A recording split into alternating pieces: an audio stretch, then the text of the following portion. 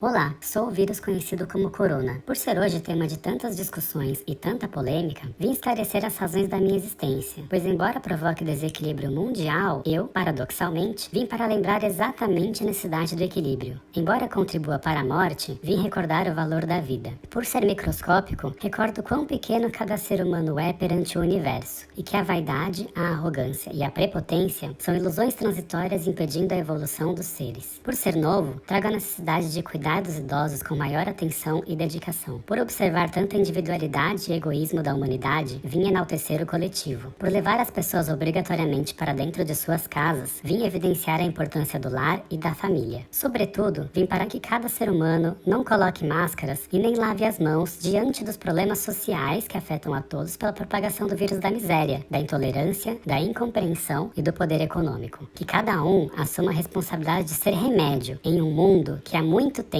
se encontra doente.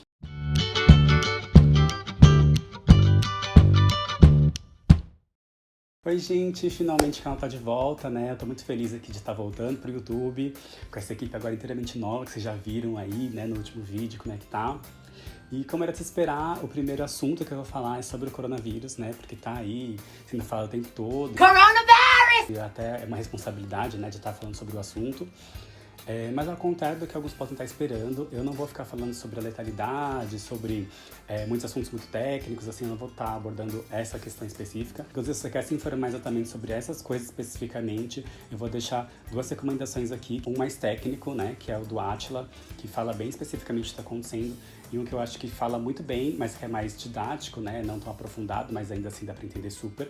As recomendações de forma mais prática é do Felipe Castanhari. Aqui, o que eu quero, até que dá pra ver, inclusive, com esse começo provocativo aí, é uma questão da gente tentar refletir o que a gente, como ser humano individual e como sociedade, coletivo, né, tem pra aprender em relação a essa crise, né? O que a gente precisa mudar, o que a gente precisa refletir pra internalizar isso durante esse momento de crise. Porque ele tá mostrando várias coisas que já eram assuntos super relevantes pra gente pensar, mas que agora na crise a gente tende a olhar mais. Então eu vou separar por tópicos pra gente ir conversando. Então o primeiro tópico é zoonoses. Quando a gente fala de zoonose, a gente tá falando de doenças que vieram a partir de animais. Das doenças emergentes e reemergentes do último século, que foram mais ou menos 14, né, que estão assolando aí, 75% elas são zoonoses, né? Elas têm origem animal. E se a gente olhar pro coronavírus, ele é uma doença que, pelo que tudo indica, veio de morcegos, que foram consumidos lá na região de Wuhan, na China. Então ele veio de origem animal. Vamos parar pra pensar um pouco isso, né? Se você humano, né? Você humano, tá ali, certo? Confinado, com muita gente, com condições precárias de higiene, você consegue imaginar que provavelmente vai ter muita doença. Essas pessoas vão ficar muito doentes, vão passar muito um pro outro, e aí o vírus vai se multiplicando.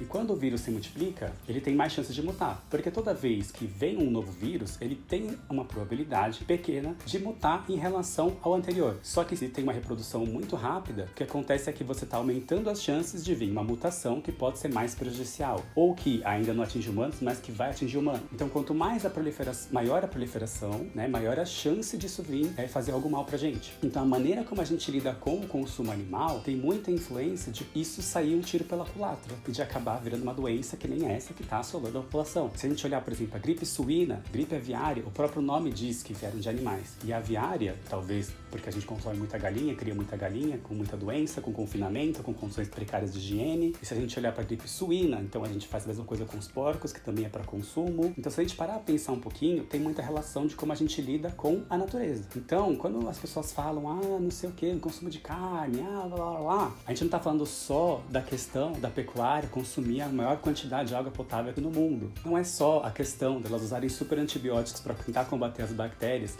e podem estar gerando uma resistência a esses antibióticos nesses animais, e isso pode de alguma forma também chegar ao humano. Não é só a questão dos grandes cataclismas aí ambientais estarem acontecendo, e sim, hoje em dia a gente já tem chance de estar acabando por causa do aquecimento global e toda essa emissão de carbono, de estar desencadeando vários fatores que vão causar uma coisa descontrolável por parte da humanidade, e isso pode vir até uma extinção humana. A gente já tem risco hoje, o risco ainda é baixo, mas quanto mais passa e a gente tem as mesmas atitudes e a mesma emissão de carbono, que por mais que esteja baixando, não está numa velocidade razoável, o mínimo que deveria ser, a gente vai chegando cada vez mais perto de aumentar essa chance de causar isso, e aí todo mundo vai morrer, né?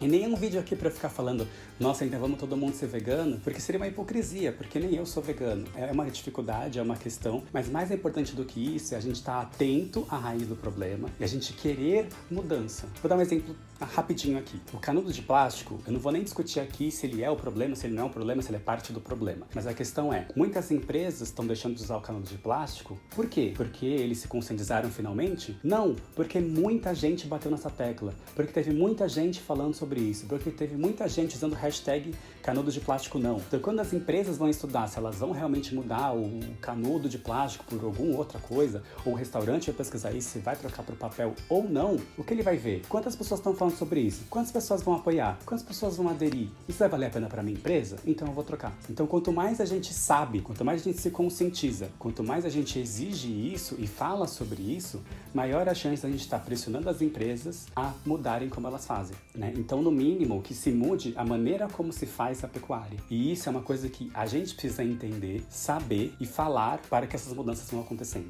Outro tópico que eu queria estar trazendo para a discussão é o egoísmo. Então, se a gente olhar para coisas que estão acontecendo aí por causa do que a gente está vivendo, a gente tem um egoísmo muito forte, um individualismo muito forte acontecendo, não só no Brasil como no mundo. Mas eu vou citar alguns casos aí que repercutiram para a gente entender. Um caso aí que está acontecendo é o da cloroquina, né? Que foi divulgado estudos que talvez fosse promissor você começar a usar cloroquina em alguns casos para pacientes que já têm o coronavírus. E esses estudos que estão no começo, que potencialmente tem chance de levar a isso, causam que as pessoas começassem a comprar cloroquina das farmácias e das prateleiras e tudo, e no final a gente teve um esgotamento desse medicamento e faltou. Só que esse medicamento ele não era para coronavírus, ele estava sendo estudado para ver se poderia ser utilizado. Resultado, as pessoas que realmente já usavam aquele medicamento para a ação que ele é comprovado, ficaram sem.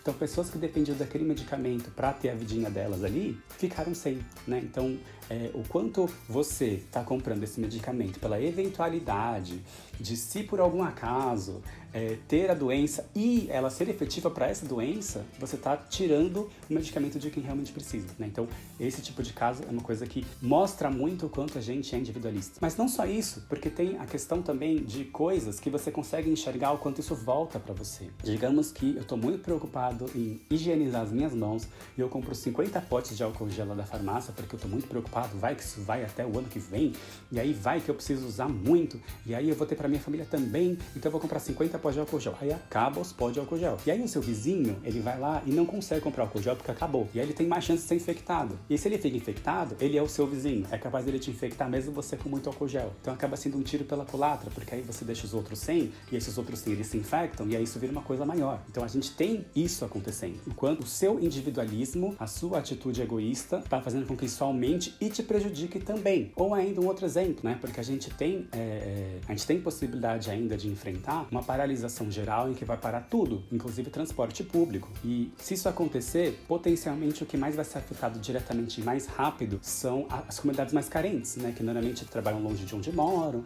que dependem de transporte público, não tem carro próprio. E aí se pararem de trabalhar, se também não tem reserva, como é que vai fazer para comer, né? Porque não dá para ficar parado pedindo as reservas se não tem reserva. E se tem muita gente precisando viver, né? Comer, e não tem como pegar dinheiro emprestado, porque não consegue pegar empréstimo e lá, bola de neve, você tem um aumento muito grande do que? Potencialmente violência. Não que todo mundo vá recorrer à violência, mas se você tem um monte de gente que tá ficando sem recursos e precisam viver, como que eles vão viver? Claro que você tá tendo, em alguns casos, ajuda do Estado e tudo mais, mas será que vai ser suficiente? Então, será que você, contribuindo para gerar essa desigualdade social, ou contribuindo para continuar cuidando do seu e não do coletivo, não tá contribuindo indiretamente, ou, na verdade, é contribuindo diretamente para a violência? Então, a sua ação individualista, ela pode estar, sim, contribuindo para a violência do coletivo. Agora, essas coisas, elas sempre estiveram aí. O seu individualismo causando desigualdade social, a sua busca por riqueza eternamente contribuindo para a desigualdade social. Agora, o individualismo estar influenciando na desigualdade social, isso gerando uma violência e tudo mais, sempre esteve aí. É que, na verdade, quando a gente olha para uma crise,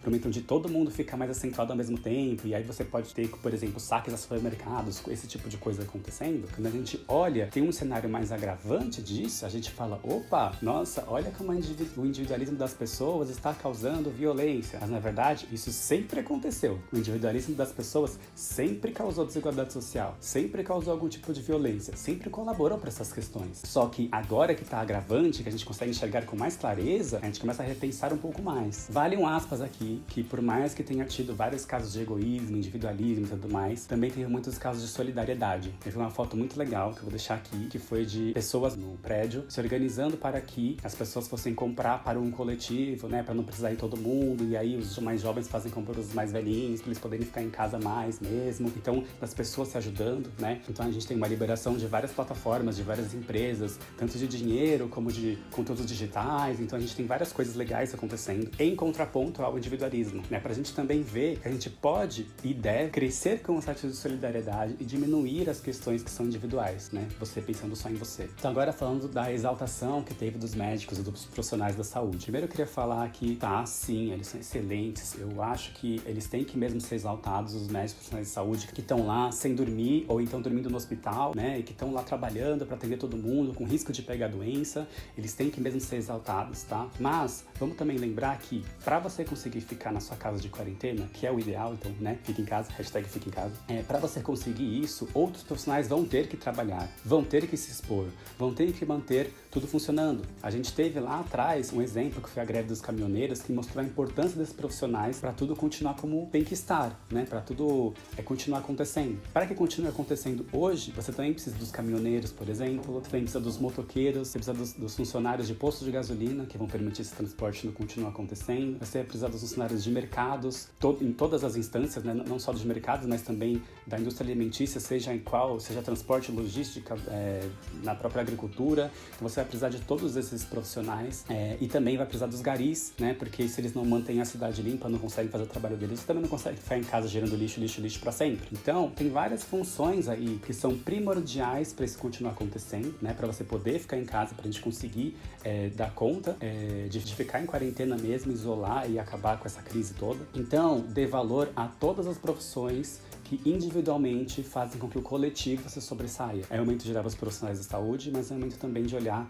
para todas as profissões importantes que fazem com que a gente continue funcionando. Outro ponto de discussão aqui é a inércia. O quanto a gente continua no mesmo movimento, ou aceitando as coisas, ou aceitando uma situação ruim, ou qualquer coisa do tipo, porque a gente não quer fazer esforço para mudar, né? Porque a gente está tão confortável ali, por mais que esteja confortável no cocô, é um cocô quentinho que você já está acostumado. Então, quanto mais esforço você fizer, pior. Vai economizar energia e continuar como tá. Então a gente vê, por exemplo, o quanto a maioria das pessoas já perceberam, por exemplo, que o Bolsonaro fala merda. Ela já sabe que o Bolsonaro às vezes não sabe fazer muita gestão, né? Que ele fica empurrando a responsabilidade para os outros, e a culpa é sempre dos outros e tudo mais. Mas as pessoas, deixa ele falar merda, qual que é o problema, né? Depois a gente vota em outro, tira ele, só 4 anos, né? E as pessoas não querem agir, não querem, ficar brigando por alguma coisa, ficar exigindo postura, né? Porque dá muito trabalho. Só que aí, quando essa empurrar para os outros, essa falta de responsabilidade, esse falar merda tá fazendo com que a gente não pare completamente o Brasil, continue nessa situação, pode gerar milhares a mais de mortes, quando pode ficar gerando milhares de vidas perdidas por conta de não estar agindo, por conta de ficar na mesma situação de colocando a culpa um no outro e na mesma situação de falar merda, né, basicamente,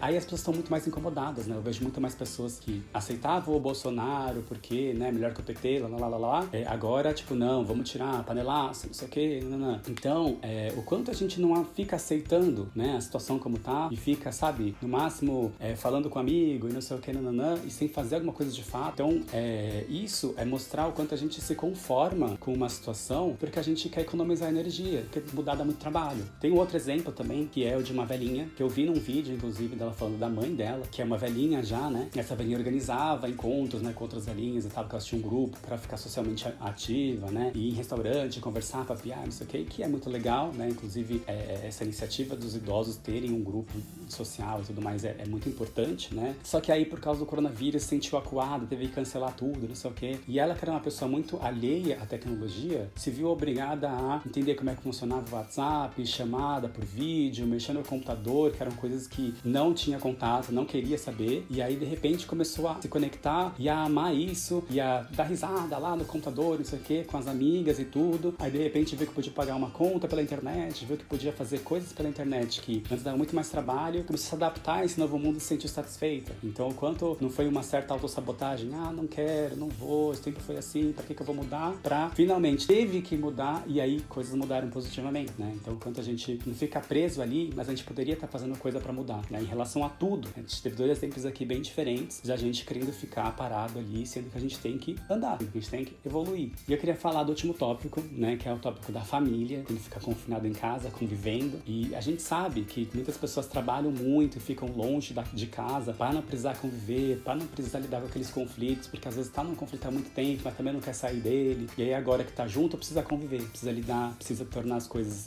faladas, precisa ajeitar, precisa fazer uma mudança interna, precisa tentar ter empatia com o outro, precisa de várias outras coisas que estão sendo olhadas agora. Ou então, o pai que deixa o filho no colégio ou na creche, não tem contato nenhum, porque, né, os outros que se lidem com isso. E agora vão ter que lidar com as crianças, né? E podem até se surpreender, ver, nossa, como meu filho evoluiu e eu não percebi. Ou então, o quanto ele tava precisando da minha atenção e eu não dei. Então, vai ter uma convivência aí, que pode ser uma convivência até estranha, porque é uma convivência que não tá acostumado, mas que pode ser muito positiva. Pode reaproximar as pessoas, pode ver o quanto as pessoas precisam uma das outras e precisam demonstrar esse lugar de afeto da família. Então, muito importante que a gente olhe, aproveite esse momento também para olhar, para se conectar. Vamos tentar usar esse tempo em casa de um jeito positivo. Fechando tudo, eu queria que isso não fosse tratado como novidade, tá? Por mais que a gente esteja no meio de uma crise, eu gostaria que você não achasse que, nossa, uma coisa vindo de animais é coisa nova. Não, não é, porque a gente sabe que isso acontece já há muito tempo. A maneira como a gente lida tá causando esse tipo de coisa. Vai continuar causando se a gente não mudar. A gente já sabe que falta, às vezes, o contato com a família, que tem coisas que a gente precisa corrigir, tem convivência que os pais precisam ter com os filhos. A gente já sabe o quanto o individualismo é ruim e o quanto ele causa problemas para um coletivo, e você tá nesse coletivo também. A gente já sabe de tudo isso, só que a gente às vezes precisa que algo muito assim aconteça pra gente, vamos tentar mudar, e aí mudar de uma forma mais generalizada. Então eu acho que o recado... Oi, desculpe interromper, é o Corona de novo. Então, eu queria dizer que, de fato, eu não sou o primeiro a vir trazer grandes mensagens através de grandes tragédias. Porém, eu realmente espero que eu possa ser o último, que as pessoas realmente aprendam o que elas precisam, para que não precise vir um novo Corona, ser uma nova forma, para ainda dar as mesmas lições. Bom, acho que falou muito bem no fim das contas, né? Então, realmente não esperem vir uma próxima para você perceber que isso já aconteceu no passado, que a gente já podia ter mudado e não mudou, né? Então vamos tentar agir agora para mudar as coisas que a gente pode fazer, tanto no nosso individual, né, o nosso interno, e também no coletivo, né? Então é isso, eu espero que vocês passem uma ótima quarentena, que isso tenha ajudado a vocês a refletir. Eu queria também saber se você está refletindo coisas, se você está vendo coisas agora, pensando em coisas, né, que não foram faladas aqui. E se você tiver alguma coisa que você esteja pensando que eu não falei, deixa aqui nos comentários, vamos continuar discutindo juntos. Eu acho que esse espaço é muito legal pra gente estar fazendo esse tipo de coisa. E é isso. Tchau! Ai, gente, então, e vocês viram que eu tirei essa prateleira, né? Vocês viram que essa parede aqui tá em branco e pode estar incomodando vocês aí. Mas enfim, eu até pensei em colocar coisas aqui, né? Em fazer de uma forma diferente. Também era pra ter uma luz aí que não tá tendo uma luz, mas enfim, é uma questão de não posso sair por questão de coronavírus. Então, tanto a pessoa que deveria estar aí atrás da câmera não está porque não pode vir. E tanto o cenário que eu ia pegar e tudo mais também não pôde entrar porque coronavírus, né? Então, tudo a ver com esse vídeo, essa justificativa.